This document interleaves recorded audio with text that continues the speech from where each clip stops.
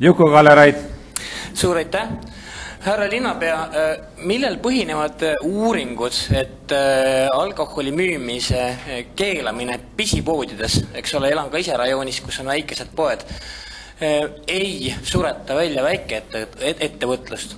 Sõnaga, te olete ju ise neile tegelikult andnud poepidamisloa koos alkoholi müügiga, nüüd võetakse teise käega ära. Poed hindavad seda mahtu umbes oma kogu käibest kusagil kolmandikule, toetun lihtsalt ajakirjandusele küsitlusel, siin oli Ringvaates ja mingites saadetes olid tehtud intervjuud poepidajatega. Küsimus siit, et ma kardan, et ei tee nalja, pannes väikeettevõtlusele olulise põntsu. Tallinnas jääb seda nii pidevalt vähemaks, et kas äkki ei ole siukene asi pisut nõme ja ennatlik? Tänan. Mul tuli seda kuulates meelde, kuidas aastaid tagasi, kui mina veel olin Riigikogus, siis võeti vastu Riigikogu poolt selline otsus, et need väikesed alkoholitopsikud, kus oli väga odav ja mitte selline mitte väga kõrge kvaliteediga alkohol.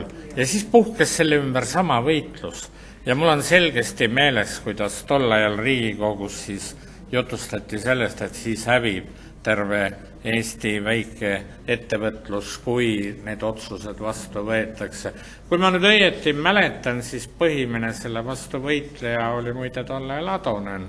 Ma loodan siiralt, et mul on õieti meeles, see oli ikkagi aastaid tagasi. Aga nagu näete, midagi ei ole juhtunud.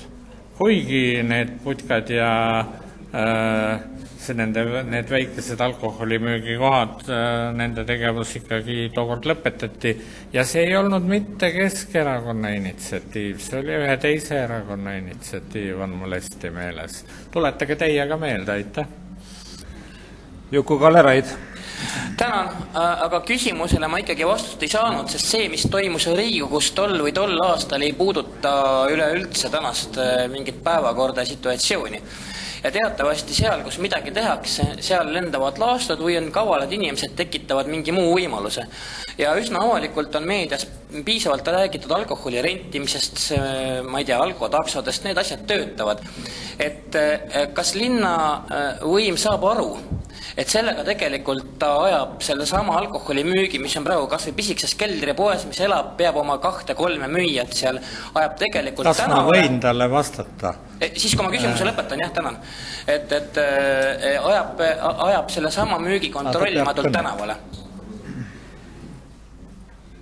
Aitäh, ma tahaks öelda, et need samad küsimused olid kõik üleval ka tookord aastaid tagasi. Te võite oma enda erakonna protokollidest enda asjade suhtes huvi tunda ja siis saate rohkem teada ja ei hakka siin jalgratast leiutama. Aitäh.